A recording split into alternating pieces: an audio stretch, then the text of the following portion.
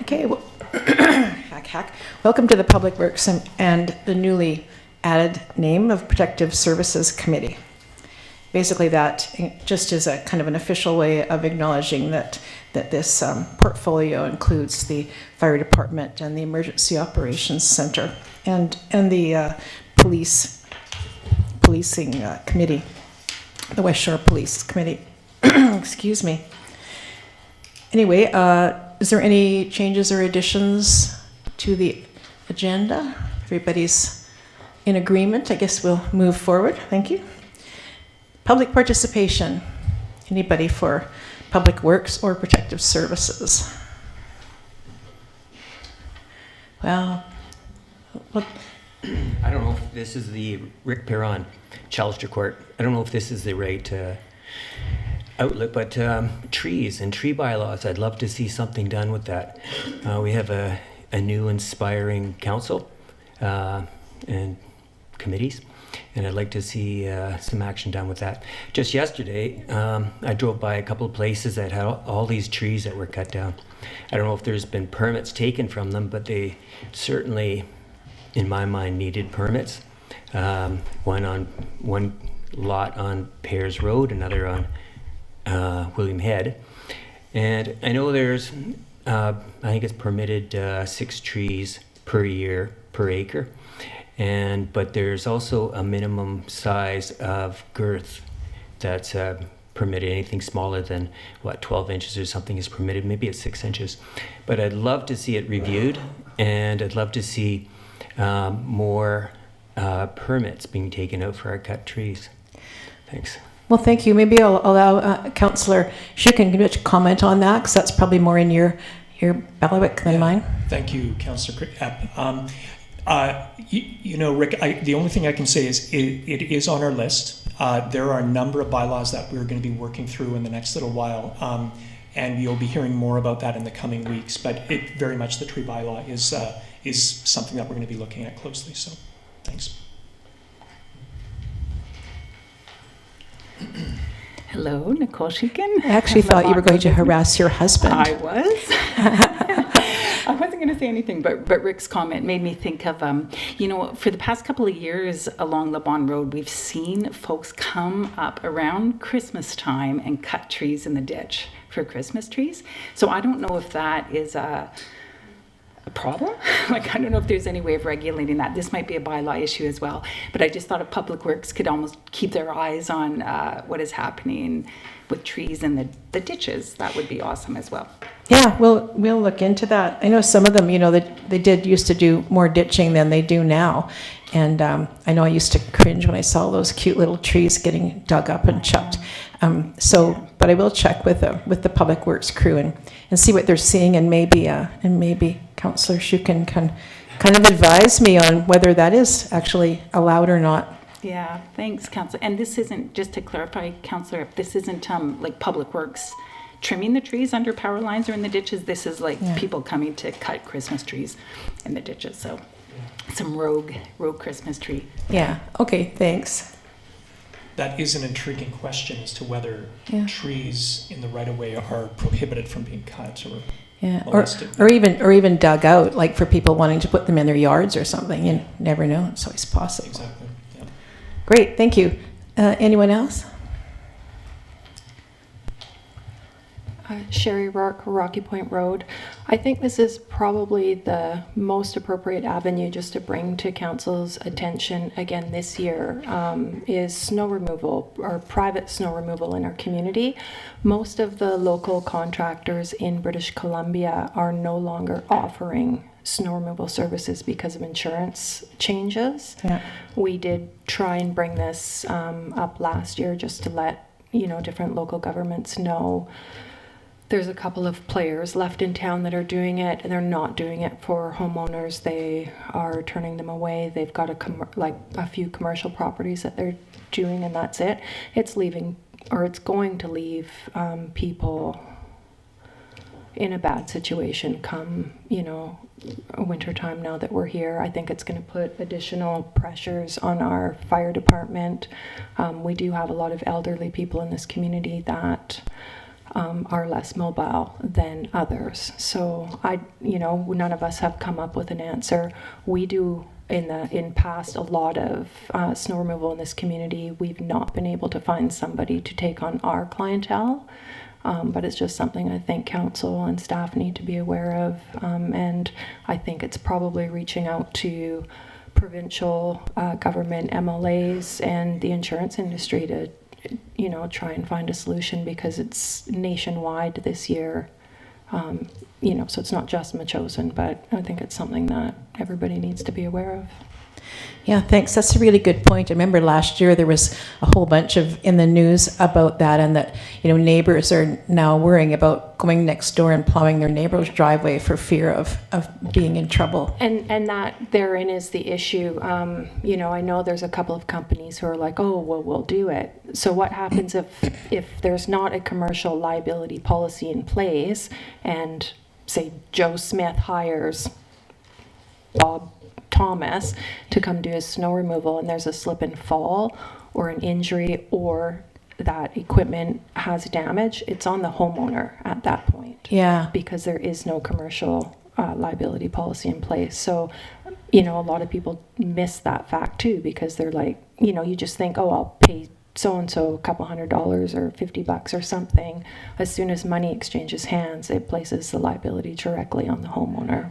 So Right. if somebody walks down, crosses that driveway 5 days later and has a slip and fall, they're liable.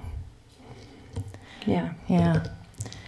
Does anybody have any input on this, as far as, or anybody up there know anything about it? Well, we'll have to see. Yeah. I don't have any input on it specifically, but it also goes with saying when you get work done on your place, make sure they have work safe BC, Yeah. workers' compensation. I think an educational program or a reminder to people, especially our residents, that and we always say don't park out in the street so a snowplow can get by in that, but let people know more about this sort of thing, so that we're all keeping safe. It would be nice to know how we're going to manage that, for sure. It's a tough one. We've had many discussions with our insurer, and we've sort of got them to a point to agree where if there's an emergency, we're putting our name forward in our own pod, that if we have an elderly person or any emergency, really, just to give us a call. Personally, we can go do something. But they're even hesitant to allow that. So we're still sort of working through that with them, but we feel like we have to have some options in the event somebody's left stranded or really needs help, and a fire department can't get up a long driveway, something like that. But yeah, and I know the couple of other contractors in our community, they're all in the same boat. So I know our public works department's been made aware. I know our fire chief is aware of it. But I think, council and maybe staff getting the word out somehow to residents just so they're prepared might be a good idea. Yeah, I'll have to try to find a little more information on that. Get out there. Thanks. Is there anyone else? Great. We'll just move on then to the adoption of the minutes of the meeting there. Okay. So moved. Thanks. Moved by Councillor Gray, seconded by Councillor Shukin. All in favor? Okay, carried. Oh, got feedback. All right, a councillor's update. I wrote it out. I hope most of you have had a chance to have a look at it. They say the fire department has been busy. Notably, they're having 2 calls a day now that they have their calls back. But there's always a lot going on. Again, with Public Works, they have been. They've noticed that they're hand clearing more ditches now rather than machine digging them out. So that's something fairly new they're doing more of anyway. And danger tree, and I do want to mention about that because we did get an email from a fellow or a letter about clearing more of the of the danger trees around. And with only 3 members on a public works crew, I think they really do quite a commendable job of trying to check for the dangerous trees and get them down. But there is one of them, I was talking to them today, and one of them did make a note that a great number of the trees that do fall across the power lines and end up across the roads, causing a lot of trouble, are actually on private property. And public works crew usually goes in and cleans them up, but many of those trees are in private property. So I think it'd be really good if residents could check their own trees and see just how liable they are to fall on power lines. I went to my first meeting of CREST, the Capital Region Emergency Service Telecommunications, last week. They just have 4 meetings a year, but it was very enlightening to just hear what CREST does. And what they do is provide the telecommunications, such as the radios and the towers. So we have one just off Rocky Point Road that provides the service to the fire and police and a lot of other things in the community, the Canadian Forces, UVic, Emergency Health, and BC Transit. And so the next Public Works meeting, I'll have a few more statistics about just exactly what they do. They do work with ECOM, which is the body that actually does the dispatching. So, which I didn't really understand before, but they we have a contract, or the fire department has a contract with them in Saanich with ECOM to do all the dispatching for the fire department, while all the radio equipment comes from CREST. Councillor, a question. Where is CREST located? Well, right now they're on the Langford Parkway, but one thing they have done, and honestly, it's completely escaped me why they need to move. I think it's space, but they did purchase a property right near Costco, but they're still, so that's been done, but they're still a bit up in the air about whether they're actually going to build a new building or not, or what form that is going to take.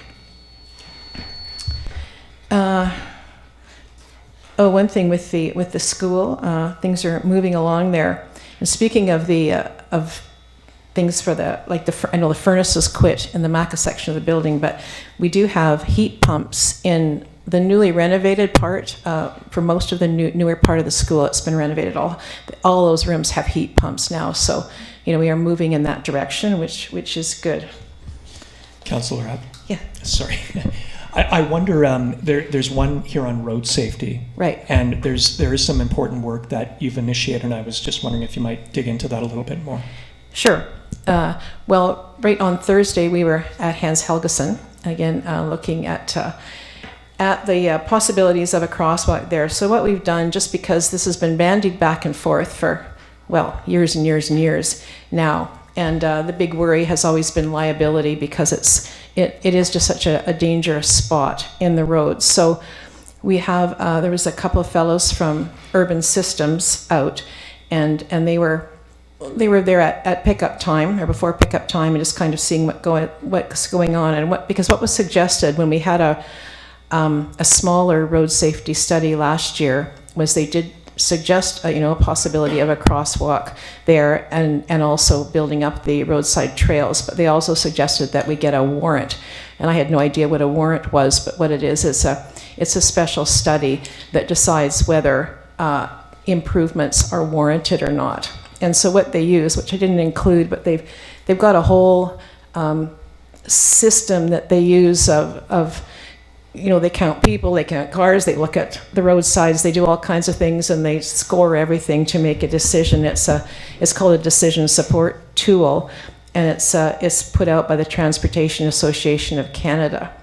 So these guys expect to have this study done by the end of the year, and then we can go from there and really sit down with this study and decide what really is the best option for that spot. It's just it's just the parking and congestion are really the biggest problems, and just trying to figure out how we can mitigate that. And even with the crosswalk, I think there's still going to be issues because there's cars parked all over the place.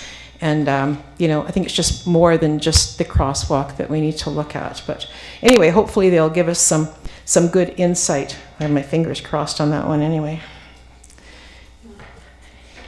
Yes, Mary Little. You mentioned here that you had a conversation with Ravi Parmar about the crossing guards. Right, because there was I had a couple of people tell me that the school board had said that they would fund crossing guards. So of course would be great, but as it turned out, I decided, because I had heard differently from a couple of years ago, so I did email Ravi Parmar and ask him for sure, and he said no, the school board would not fund crossing guards. So. And you might want to mention the meeting that's coming up. We don't have a date yet, but soon to be meeting with you and I, CAO, hope maybe even the PAC president of Hans Helgeson with Ravi Parmar. That's in the near future. I don't know when it'll be. Yes, that will be a good thing. Hopefully it'll be after we get the results of that study so that we can actually talk to him about that. The other thing is a makers I wanted to mention is that there is this there it is here. The Very Merry Makers Market coming up on December 10th and 11th. This sort of started last summer. The couple of really great young women who wanted to get involved and get some things going in the community, in our community buildings. And they organized the Makers Market in the summer, which was really successful and well attended. It was really a great event. And they both joined the board of MACA, which I found extremely exciting because, as we know, volunteers really run this community. And most of the volunteers are in their 70s and older now. And so to actually have a couple of younger people commit to volunteer and be involved is great. And so they thought it would be a neat idea to try this Makers Market at Christmas and just see, kind of as a prototype, just see if it was work, if there was interest there, if people would come, and it was something down the road. So I'm sure, I'm hoping it'll work out for them. And then in the future, when we get our strategic plan together for the school, which we are having, council is having a full day strategic planning session organized by our interim CAO and CFO. So really looking forward to that strategic planning section, and that'll be going to be one of the things on the agenda for that one, which will be good. I think that's just about it. I forgot to say at the CREST meeting is that the manager of CREST has offered to come anytime we'd like and speak with council just about what CREST does and fill us in, which I thought sounded like a really great idea. The other person has actually got a call from Superintendent Todd Preston of the RCMP, and he also really enjoys coming out and speaking in the community. And I don't think he was specifically meaning about policing, which I'm sure he will be clear about that, but he was just saying that he likes to hear the concerns of the community and just be around in person. So I thought, well, that would be great. So I don't know how council feels about that, if I should move and sort of set up those things for those people to come to a meeting. I think that's a great idea. All right, I will do that. Councillor, I have one question. Sorry, to go back to danger trees for a minute. Sure. And, okay, scenario for you. Simple one, you're driving down the road, it's quite late at night, and you notice a tree has fallen on the highway. Mm-hmm. Not the highway, one of our roads, whatever. If you believe it poses a danger, and they probably will, what would our thoughts be in terms of who best to call and when to call? Is this, I noticed the chief is in the corner, and she might have some insights into this as well. That's exactly where I was going next. Is this the kind of thing that merits a call to the fire department? Well, yes, where the fire department and public works work together, and it depends on the time of the year and who's on standby with the public works. And what's your official title, Susan? Your interim CAO might be the best person to answer that. When it does come to a duty officer, if you dial the duty officer number or my cell phone number, that goes to Public Works first, and if they can't take, and it depends on the severity of it too, and if power lines are involved. Mm-hmm. So there's a lot of parameters around that, but either Public Works on their 24-hour, they're on call when they're on call, or to the fire department. We don't have license sirens to it, but we would go out and investigate if we can't get hold of Public Works. Okay, great. That's appropriate to suggest. Thanks. Yes, thank you. And speaking of the fire department, I'm not sure how many of you went through the drive-through on Halloween, but it was really very spooktacular. It was great. And as was the fire department, and Chief Dunlop and the Metchosin Seniors Association put on an extremely successful vaccine clinic. It was a little jammed up on day one and much calmer on day two, but you know, they gave out a total of 680 vaccinations in total, including 365 flu and 315 for COVID. So anyway, and that is definitely it for me. So I guess the next thing is we'll just call for adjournment. Okay, moved by Councillor Shukin, seconded by Councillor Gray. All in favor? Thanks. And I think that's it for us tonight. Thanks all you all very much for coming.